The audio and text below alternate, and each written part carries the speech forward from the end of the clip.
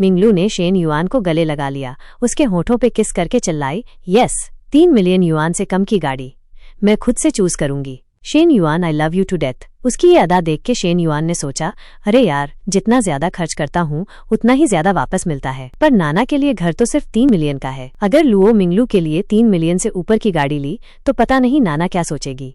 अपनी फीलिंग्स बताने के बाद मिंगलू उठ के बैठी और बोली, ग्रेट, मुझे पोर्श पसंद है, क्या 2 मिलियन के आसपास मिल जाएगी? शेन युआन स्माइल किया और बोला, ऑफ कोर्स। उसे याद आया, उस टाइम मैं नाना से डिस्कस कर रहा था, पर उसे मासेराटी ज्यादा पसंद है। मैंने वो मॉडल भी देखा है यार, वो सच में बहुत ब्यूटीफुल है। ये सुन के शेन युआन ने शॉक्ड होकर पूछा, नाना को मासेराटी पसंद है? मिंगलू ने उसे देखा और बोली, हाँ, क्या तू भी नाना को कार दिलाने में हेल्प करना चाहता है? शेन युआन ने स्माइल किया और बोला, यार, मैं घुमा फिरा के बात नहीं करता, मेरा ये इरादा है तो सही। ये जवाब सुन के मिंगलू थोड़ी अनहैप्पी हुई, सोचने लगी, नाना ही ज्यादा खुश है, घर और गाड़ी मिला के 5 मिलियन से ज्यादा हो गए। फिर उसने जल्दी से इसे साइड किया और खुद से कहा, नहीं लुओ मिंगलू, तू ये सब कंपेयर क्यों कर रही है? शेन युआन के साथ तो अभी शुरुआत हुई है, लंबी खुशी के लिए तुझे खुश रहना सीखना होगा। अचानक एक टेक्स्ट मैसेज आया, ये टियनेटियन का था। मिंगलू, मेरा एक दोस्त कह रहा था कि उसने तुझे कल रात ग्रैंड हयात में देखा था, तू सच में वहां थी? मिंगलू ने रिप्लाई किया, दैट्स राइट, मुझे कल रात नीचे उतारा गया था।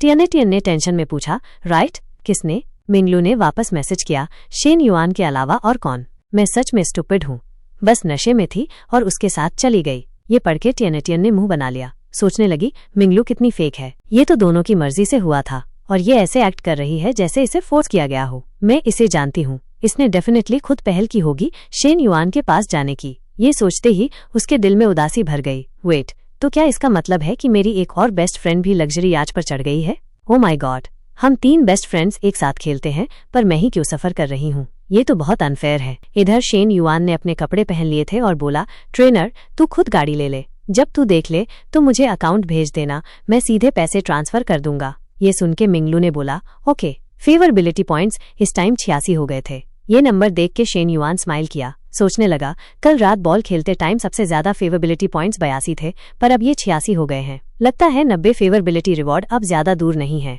थोड़ी देर बाद शेन युआन कार से निकला, उसने तुरंत चेन को कॉल किया।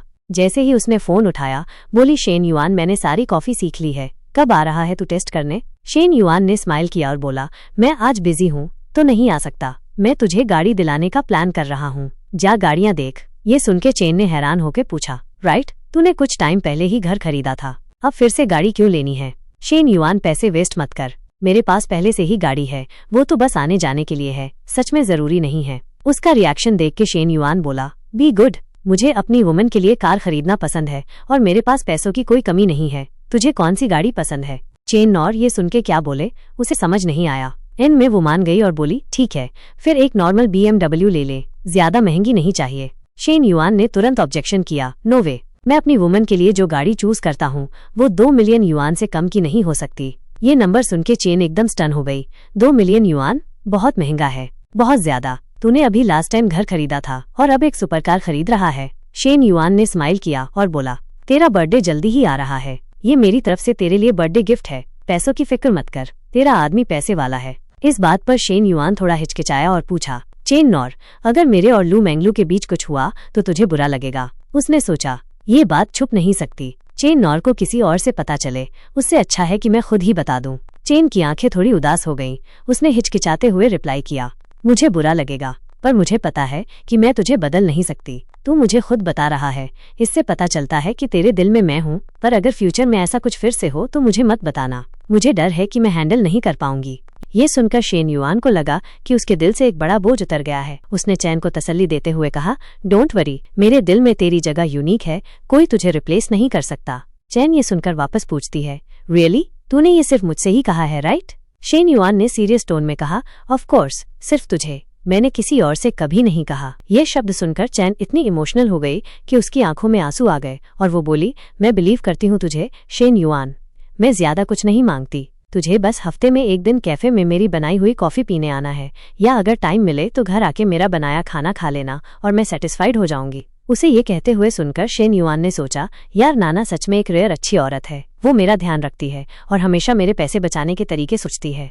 ये सोचते हुए उसने कहा, आज रात मैं तेरे साथ रहूंगा, मैं तुझे अच्छे से मेकअप करना चाहता हूँ, ओके? शेन ने वापस पूछा, आज रात सच में प्रॉपर मेकअप है राइट? शेन युआन ने रिप्लाई किया, ऑफ कोर्स, यू नो मी। ये सुनकर चैन खिलखिला के हंसी और बोली, तू सच में ठीक है, अब मैं तुझसे बात नहीं करूंगी, मैं अभी भी स्टोर पर बिजी हूँ। बोलने के बाद उसने फोन रख दिया। शेन युआन को अकेला छोड़ दिया, जो सर पकड़कर सोच रहा था, अच्छा आदमी बनना सच में आसान नहीं है। पता नहीं वो लोग कैसे मैनेज करते हैं जो एक साथ कई लड़कियों को डेट कर रहे होते हैं।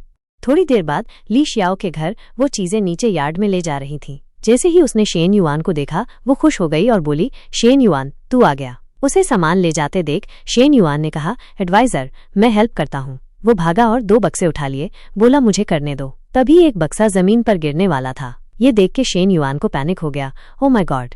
तुरंत बक्से से 2 पीस की बिकिनी लॉन्ड्री का ढेर बाहर फैल गया। ये सब देख के शेन युआन का हॉर्नी खून तुरंत चढ़ गया। उसके दिमाग में लीसी की इमेज आई, पिंक बिकिनी में इशारा करते हुए, शेन युआन तुझे पिंक पसंद है? नेक्स्ट दूसरा कलर है, तुझे व्हाइट पसंद है या तुझे ग्रीन पसंद है? ये सब इमेजिन करके शेन युआन शर्म से लाल हो गया। सोचने लगा, अगर ऐसा सच में होता तो कितना ग्रेट होता। उसी टाइम ली एक्सियन ने एक ब्रा उठाई और बक्से में डालते हुए बोली, शेन युआन ये मैं खुद उठाऊंगी, तू दूसरी चीजें ले जा। बोलने के बाद वो दूसरी उठाने मुड़ी। उसका चेहरा पके टमाटर जैसा लाल था।